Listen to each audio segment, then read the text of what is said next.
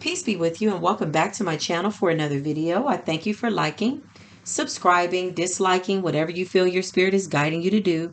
We thank you in advance for that. But I also hope that you click the notifications button if you want to receive notifications or alerts whenever I have new content on my channel.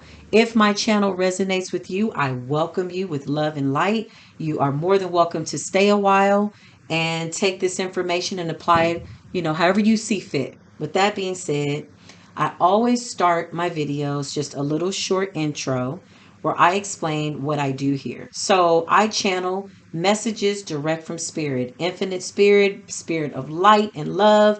We gravitate to that white light, and those are the messages that I pick up, right? And then I translate that to the collective. Okay.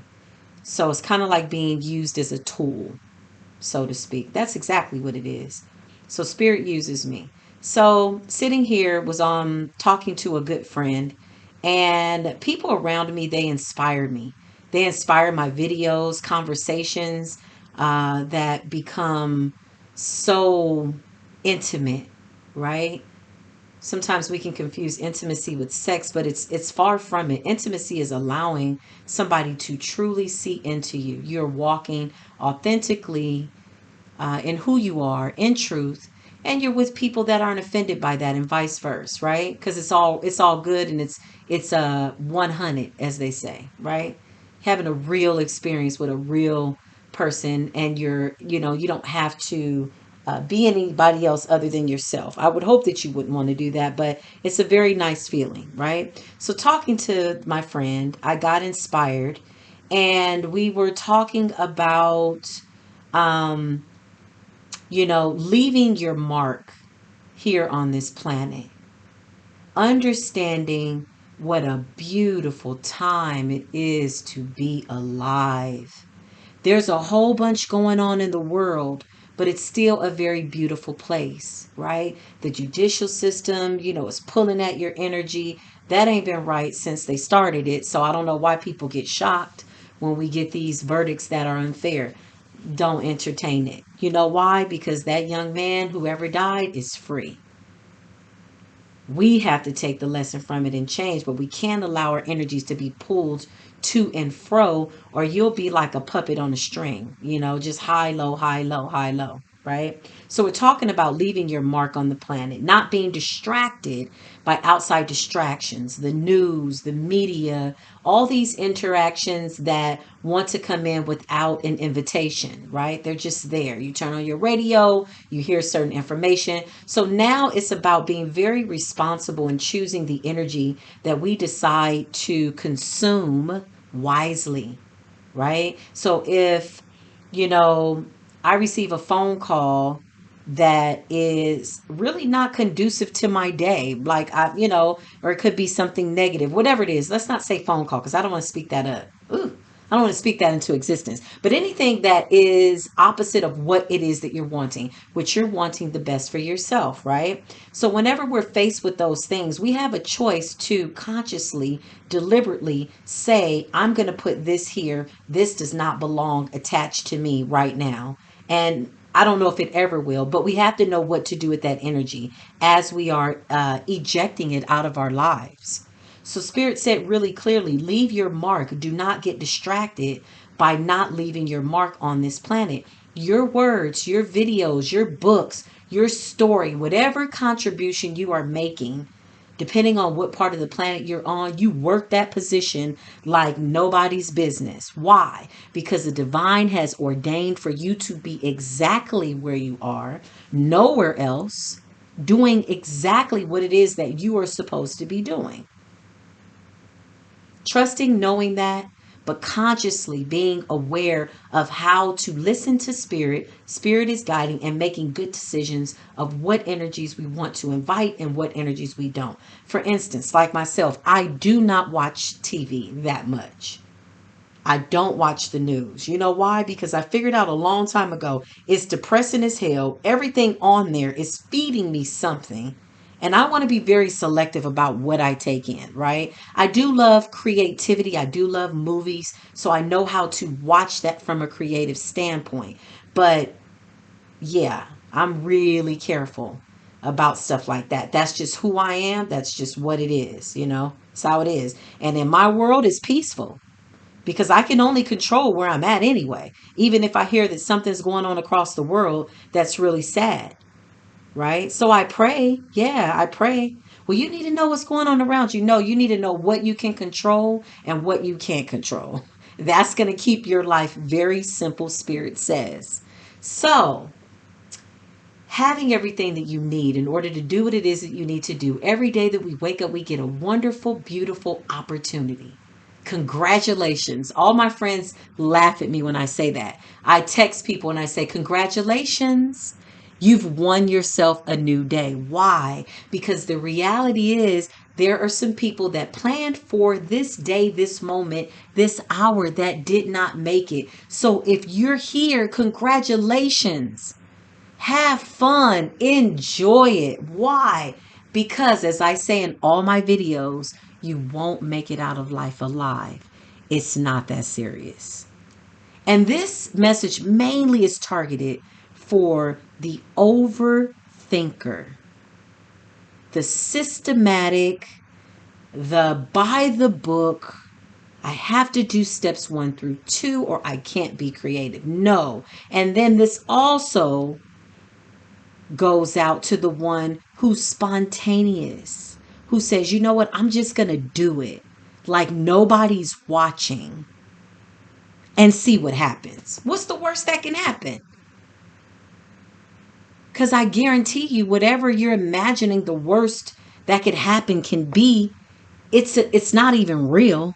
So what you thinking about that for? Get rid of that. Don't think about that too long. Anything's possible. So the overthinker, well, I have to have this before I have that. And then when I get this, and then I'll go and be happy. So kind of putting your happiness on layaway, right? That's crazy. That's like slow suicide. God forbid. So yeah, doing what it is that you need to do. Having everything that you need. Not overthinking the process, but what would happen if you just do it, right? Oh, I need a computer. I need this. I need that. Well, right now you have a cell phone, so why don't you just do it? Oh, I need this. I need that. I need a bigger house. I need this. Well, right now you're in a 2-bedroom studio apartment or a condo, so why don't you just start there? It is about starting wherever you're at with whatever you have, because one thing about the gift is that God always gives you what you need, even if you're not taking time to recognize it. And this is why meditation over medication is very important. Why?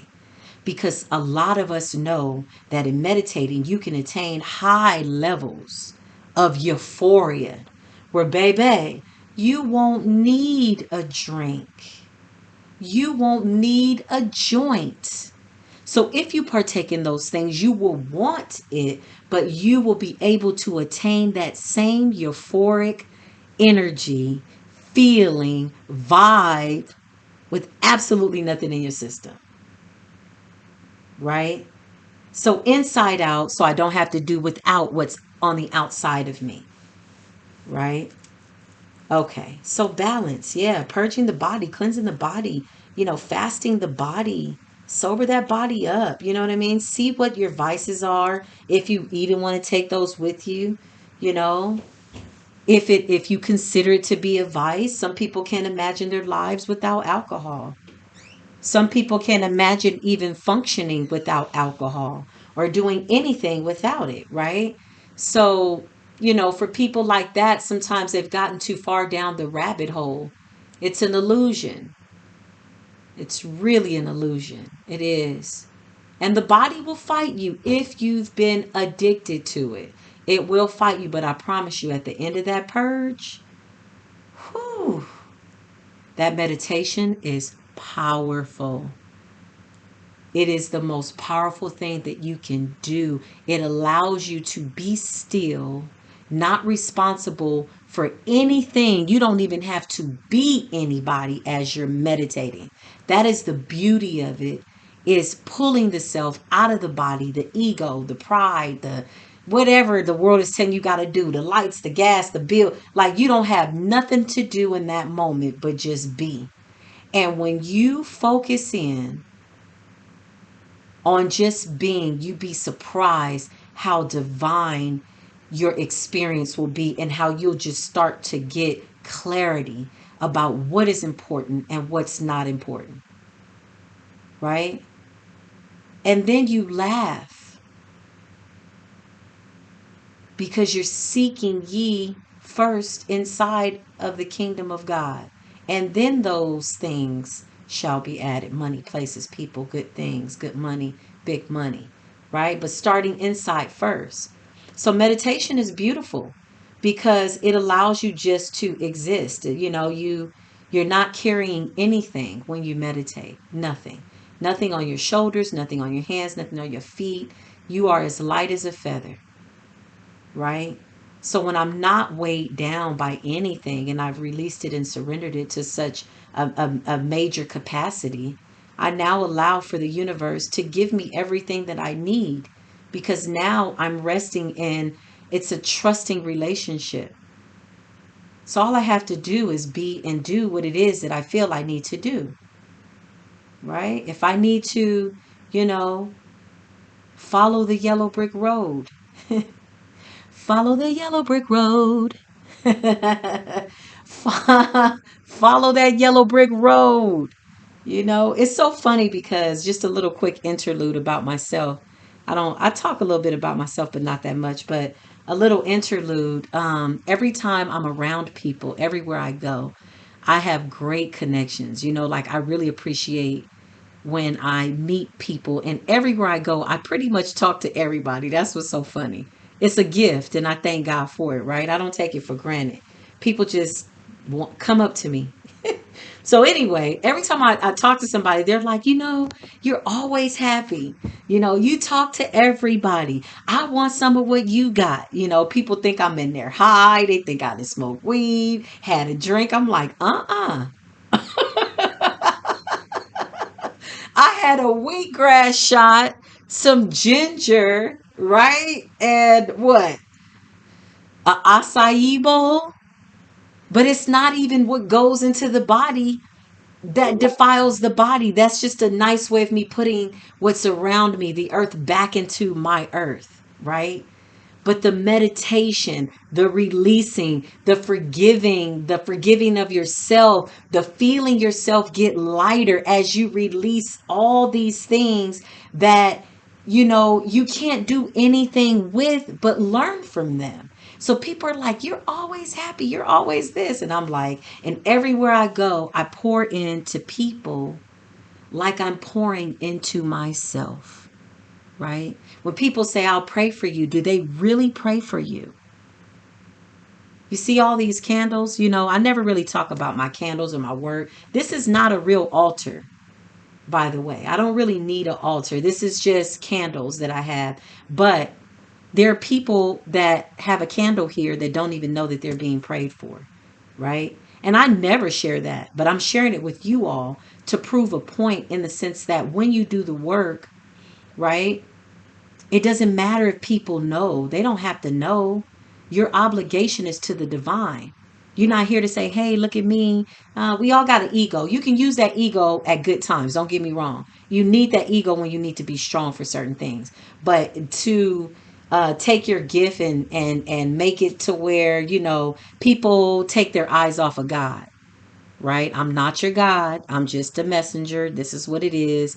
And that's how it goes. And I'm pushed to do things for certain people. Like when you on God's payroll, you hear spirit say, pray for her, pray for him, right? You don't have to tell anybody. It's just this particular time I decided to explain that, you know, so that people know that it's not about, you know, fulfilling a purpose that will bring you fame and stardom or anything like that. Maybe that's not your path, right? It doesn't have to be anything that anybody ever knows. God knows. There's people around the world doing great things. There's people with wonderful talent that are popular just in their family, that are popular just in their town. And that's beautiful. So when we really follow the gift with good intentions, and we appreciate the gift, and we have gratitude for whatever gift God has given you, only you know what that is. Some of us are really blessed because we got a lot of gifts, right? So you use that. Right. So this is what it is. I just had to give that message, you know, spiritual muscle. Piggybacking off of the last video, spiritual muscle is vital. Building up your spiritual core, finding out who you are, right? Because everybody can't be Beyonce. There's already a Beyonce.